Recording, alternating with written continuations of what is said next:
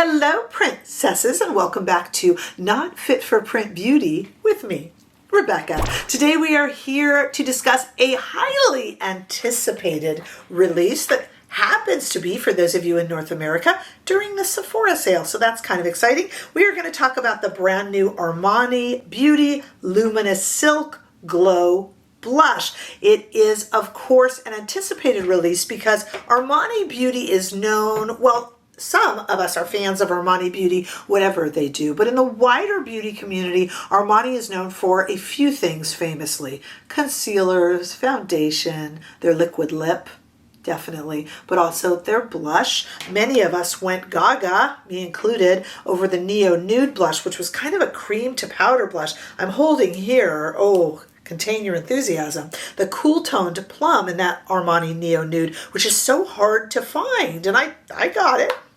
You're not taking it from me. I love it. But they do innovative colors and innovative formulas. So this new one, so the Neo Nude that we all loved seasons back, was in this little kind of cream and maroonish brown colored case. These new ones are the same size. They're kind of little guys, surprisingly little, but they do pack a punch. They are $38 each and come in 6 shades. I have picked up 3, so 50% of the collection for us to take a look at together here. These smooth skin texture and are luminous but natural, but you'll see in the demo some, depending on the shade you choose, have more of a luminous, almost highlighting quality to them than others. It really depends on the shade you choose, and I have 3 to look at here. I picked up number 50 Euphoric, 51 Amore, I'm opening them right now for us to see, and 60 Mystery. I'm actually wearing Mystery now a little bit lighter than I apply it in the demo. In the demo, I am going to over apply as well for you to get a better feel.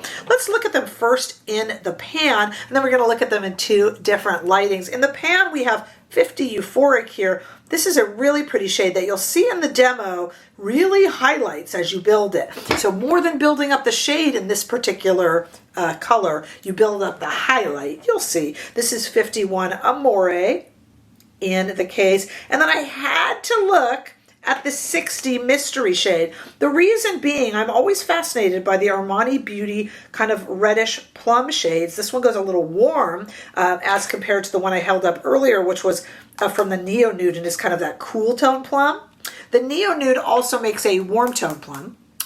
Both are kind of hard to find. This kind of looks like it takes after that warmer toned plum. And when I first apply it in the demo, I'm not a huge fan, but it is definitely growing on me. All right, let's take a look at swatches here. Same thing left to right first in Studio Light. On the left is 50 Euphoric, followed by 51 Amore in the middle, and 60 Mystery all the way towards my wrist. They're really, really pretty shades and super nice application you'll see in the demo in a moment. Let's first take these outside into the warm California sunshine and let you take a look at these blushes on my arm in that way. Same order, Euphoric, Amore, Mystery, so 50, 51, and 60, as these are often referred to just by their numbers rather than their name, which kind of makes it easy, really. A number is kind of just as subjective as a name for a shade, really, when you think about it. And they do build an intensity with the number. Now, these promise to be to smooth the skin texture. So many of you will wonder if they are anything like the Cloud Blush, and no, the Too Faced Cloud Blush. No, they are not. That blush, the Cloud Blush, is a lot more like a second skin feel. The way I described it when I reviewed it, it almost felt like I had a little piece of tape laying over my skin that I could almost feel the smoothness of. This definitely does have that slightly smoothing quality, but it builds a lot more slowly, is a lot more luminous and a little bit more transparent than that blush. Does that mean it's better? Not necessarily. It just means it's different. In my opinion, a little bit better, actually. This builds like a dream. I mean, it really starts out gentle, which is nice because it's kind of mistake proof, and I am a blush over applier. Blush over appliers anonymous here. So for someone like me, that's actually quite handy that you can't really make a mistake. And yet still in the demo here, I will purposefully over apply just so you can kind of see what it looks like. So let's go to that demo right now. Stay right here. Very eager to try these on. 3 shades here. Let's start with number 50 called Euphoric. I will put it on, normally, and then I'll exaggerate it a little bit just so you can see the shade better on the cheek, even though, of course, you've seen the swatches. Let's just play around with these. I've got 3 Wayne Goss brushes here. I tried to keep them all kind of consistent in their fluffiness or lack of fluff, or density, I should say, just so that we could see everything without, cross-contaminating blush brushes. There's a little moderate amount of number 50 Euphoric. Going back in here, really coating this brush. Again, clean brushes will be used for all 3 shades. A slightly more generous amount, slightly less moderate amount. And they have a really nice luminosity and kind of, really a natural feel to them.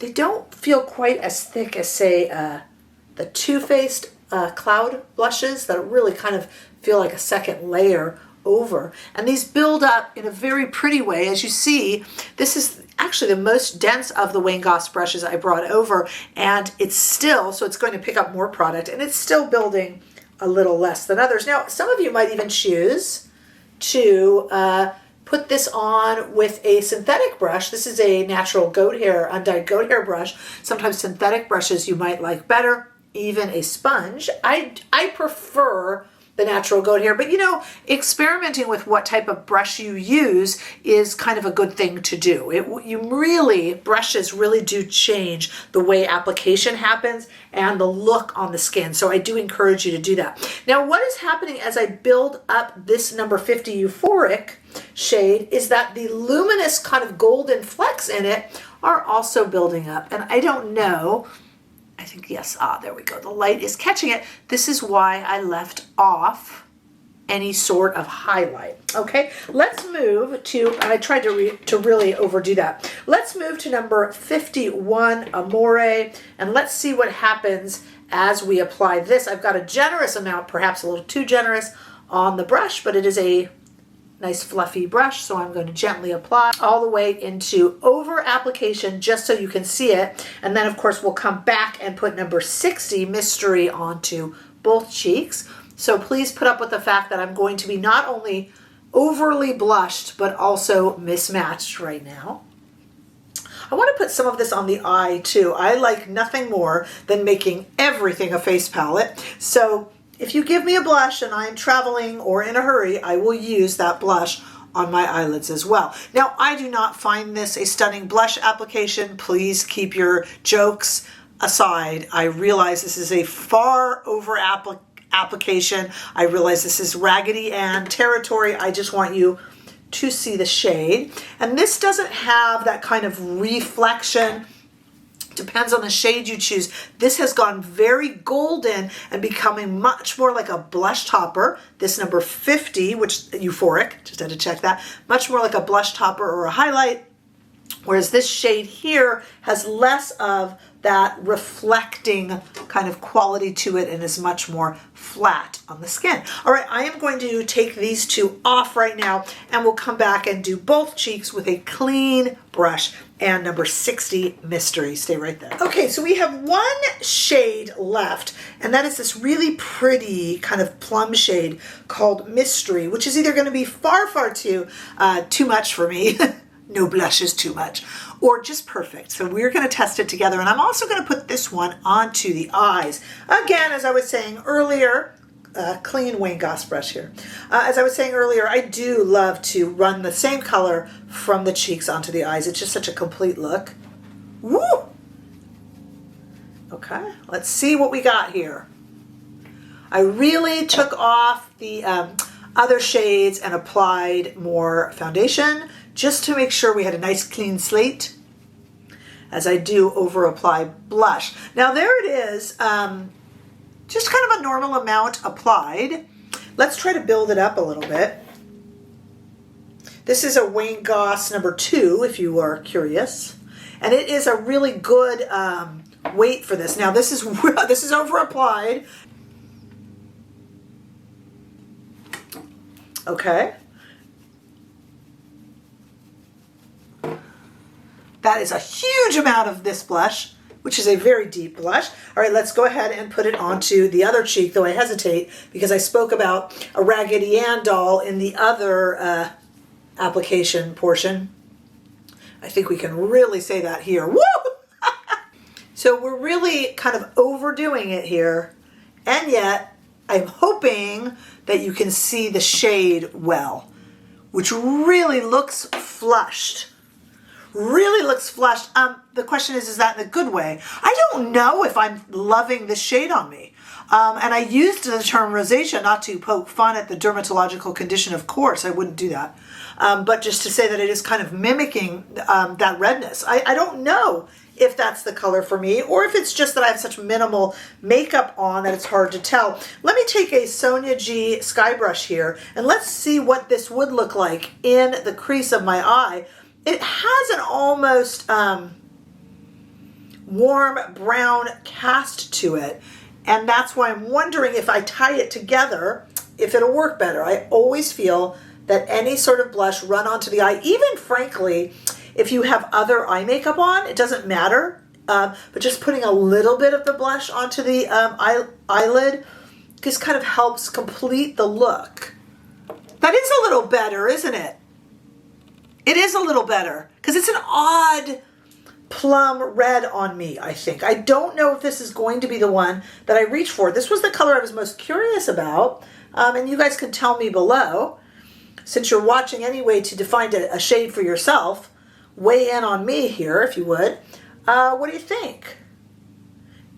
I don't know, and of course I've over-applied it, which you now can't tell because I've kind of put it into the skin, but I've now really over-applied it.